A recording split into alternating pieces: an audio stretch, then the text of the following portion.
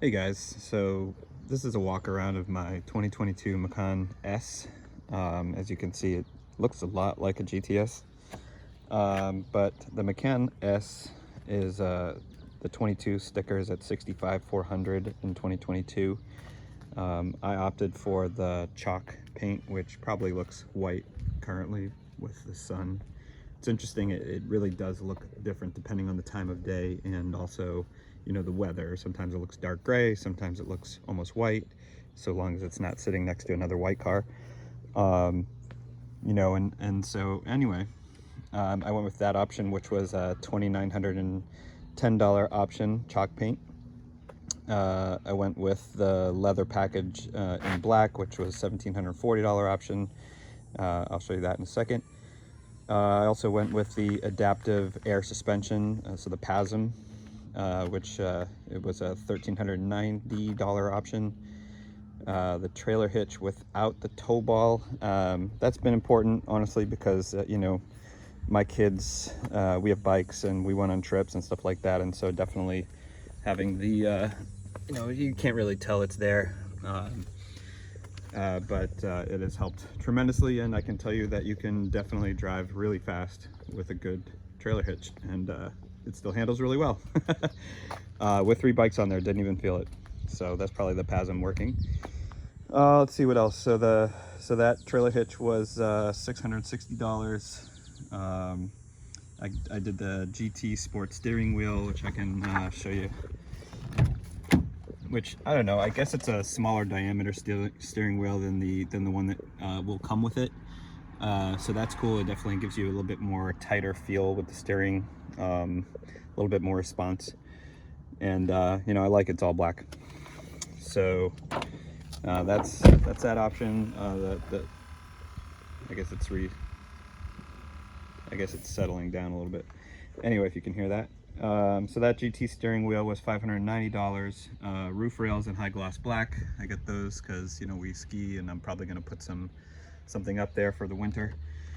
21-inch Spider design wheels. These are not the wheels that I initially wanted, but you could not get the, you know, the ones, the GT rims that everybody wants, because they were out of stock. So I got these, and to be honest with you, with the spec, I love it. I didn't think I was going to like it, but I really like these rims. They're just, you know, 21 inch is super nice. I will say a bit hard to keep clean, but hey, you know, it's a Porsche, you want to wash it, right? So you're gonna have fun washing those rims. So that package was the 21-inch RS Spider design wheels was $2,320 upgrade from the standard rims that come with it. I got the Sport Chrono package, which you know, it's not just having the little dial underneath the steering wheel, which it does have, but it gives you, as opposed to just having a sport option, it gives you Sport Plus. And in my opinion, you know, the additional reconfiguration of the you know, the timing and the engine, as far as the transmission and how that all works together, tightening of the PASM and the overall feel of the car in Sport Plus, it's like a race car. It feels good. I think it opens up another one of these dampeners, or whatever you want to call them. It opens up one of these things right here. As you can see it, there's a if you look above it, that's the thing that actually opens up the valve, and there's the valve right there. And so when I put it in Sport Plus, the thing opens up, and so that actually makes for a really good sounding car. So additionally, as you can see, it kind of looks like I have a GTS here. I got the package, which I'll talk about in a second, which basically adds the high gloss black around the car, and then I just had my friend put some PPF on there that was matted out. So honestly, it looks exactly like a GTS. So the high gloss black option, exterior packaging and exterior colors in high gloss black, is a $2,510 option. Let's see, we'll go back to clear taillights. So I got the clear LED taillights, which I think look amazing as well, especially with the spec with the chalk.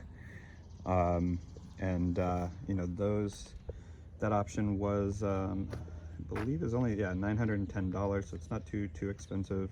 So I think if you were to get it after the fact, it's going to cost you more, which pretty much is in every case with a car. Adaptive cruise control, that was $990 upgrade. Smartphone compartment with wireless charging was $580. I'll tell you what, I don't know if it's maybe just because I have the Max, the larger phone. I put my phone in there, it says it's charging. I'll show you basically what it looks like. It doesn't charge.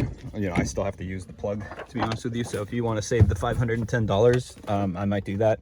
So you basically, you put your phone right here, and then you'll see on the screen that it's charging.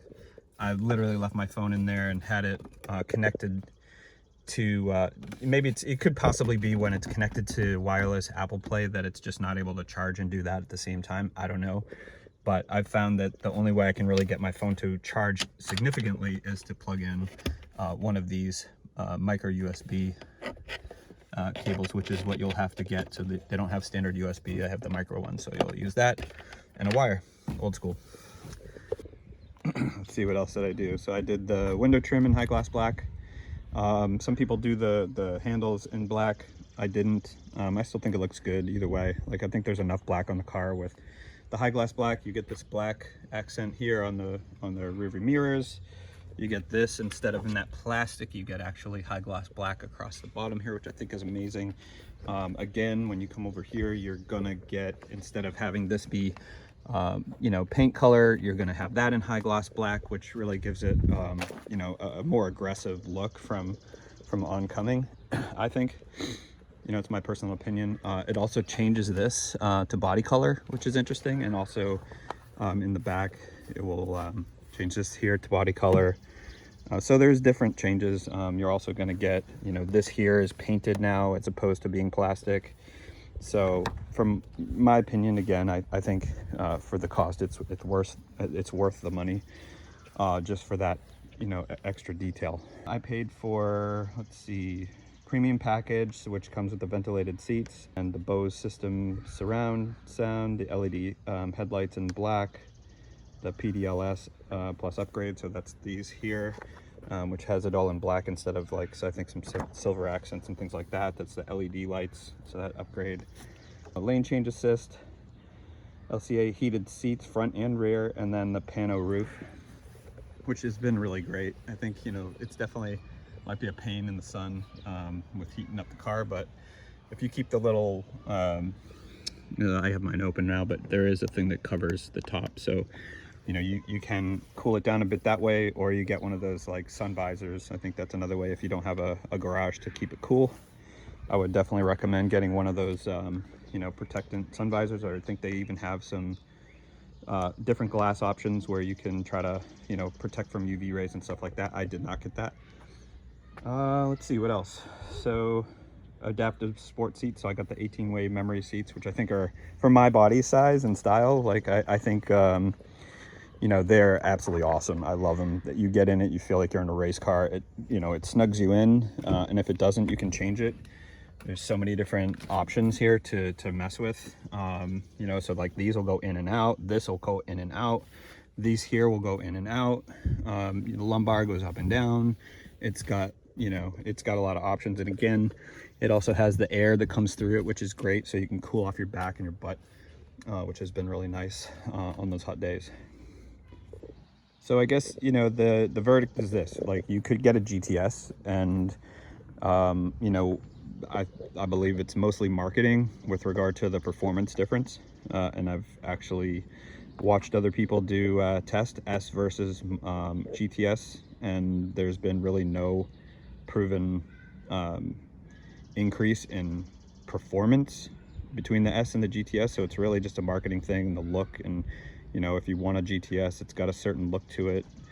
You know, I didn't have the option to get a GTS when I bought this because I didn't have allocations, and I didn't want to wait forever to get one. So they had an allocation for an S, and so I built it up as close as I could get to the, you know, the things I like about the GTS. And so at the end of the day, I'm happy with what I got. I definitely saved some money as opposed to getting the GTS. And you know, honestly, nobody can really tell the difference, and if they can, it doesn't really matter to me. So overall, the price for this S with all the options that I mentioned came in at $88,910. So if you're thinking about getting an S versus a GTS, you know, if you spec them out, and I did this online, specking the exact options that I was getting with my S, because there are a lot of these options will be standard on the GTS, but at the end of the day, it still ended up being cheaper to go with the S. So you know, it's not a huge amount difference, but if you don't want to play the waiting game, and you really like the look of a GTS and they have an S in allocation, you can absolutely make an S look like a GTS. So this is the interior. Just gonna kind of go through. I had already bought some winter mats. I like these honestly because they, as opposed to the standard Porsche all-weather mats, they don't go up the sides as much. And I'll show you on the driver's side, which is something that I definitely don't like, is that, you know, the foot that just kind of sits on the left typically will sit on top of this right here. And so the standard Porsche mats don't do that. They kind of just go around here, so your foot sits basically on the carpet. So these particular ones that I got on Amazon, good quality, they hook right in. They're great, and they cover so much more around here. So personally, and they fit really tight, and you can see, like, I mean, these things are perfect. And you can see the dirt up here because that would be on the carpet, and it's not, so that's cool. Oh, let's go under the hood. There's something that people don't typically show you. They might show you the hood with the cover that's over the engine, but I think the real beauty of this car is hidden underneath the plastic here. So what I'm going to show you, which is really cool, is as I remove the hood here, you can now see the Hot V twin turbos. And again, no one really ever gets underneath here and pulls this thing off to show people, so I figured that I would do that because yeah, twin turbos in an S, which is something that you used to have to upgrade to the turbo, the highest, the absolute highest spec model, until 2022, where now they're putting the top engine in the S and the GTS, and there's no more turbo. So as you can see, it's pretty burly the way that it is, you know, locked into the car. Huge intake. I believe Flat Six Motorsports puts a much better airflow option here for you if you want. Again, twin turbos. The beloved ECU, that's the only thing that is changing the performance of this car from an S to a GTS. There is no other engine components in here that are different. So, you know, obviously I'm not going to mess with that for now. But the good news is, eventually, if I end up keeping this car and I want to mess around, you know, after the warranty has gone out, and I want to, you know, give this car more power, I'm sure a place like Flat Six or somewhere else is going to be able to, you know, modify this for us and get us that additional horsepower that the GTS has. So there's no difference. This is a twin turbo V6 2.9 liter engine. It's the same exact thing as the GTS. There's no difference except this right here, which is just tuned differently. So if you want to spend more money on the GTS to get the badge, you know, go for it. But, you know, I would say that my car looks just like a GTS for 10 grand less, or 8 or 9 grand less. So I've got about 2,200 miles on it now. I've done a couple of pretty long road trips in a very short amount of time. So I've only had the car for about just, I guess, 2 months. That's a lot of miles for me, considering I work from home and all. But yeah, so what I plan to do is keep a diary on, you know, anything that goes wrong with the car, issues that I have, services that I you know, that I take it in to have done, how much that costs me, any issues at all, or, you know, any exciting cool things as well. I'm gonna go ahead and continue to post that throughout the life of this car. Hopefully some of you will find that valuable when you're either maybe going to buy a used one of these at some point, or you're just considering buying a new one. and you want to see, you know, just how these things go, because, you know, they definitely have been known to have some problems. Things like, you know, the transfer cases, I think were going on these things pretty quick, you know, and stuff like that. So I'm just, you know, as you are probably too, curious to see how this thing will go over the next 1, 2, 3 years. So if you like that and you want that information, you know, follow me, and I'll definitely be putting out more videos around this car specifically. Thanks. So I'm gonna add a bonus clip at the end of this. Just I was in a parking garage and my son was holding my camera, and so I got to start it, and he was behind the car, so you guys can hear what it sounds like in Sport Plus when those valves are open and you give it a cold start. So sounds pretty awesome inside a parking garage.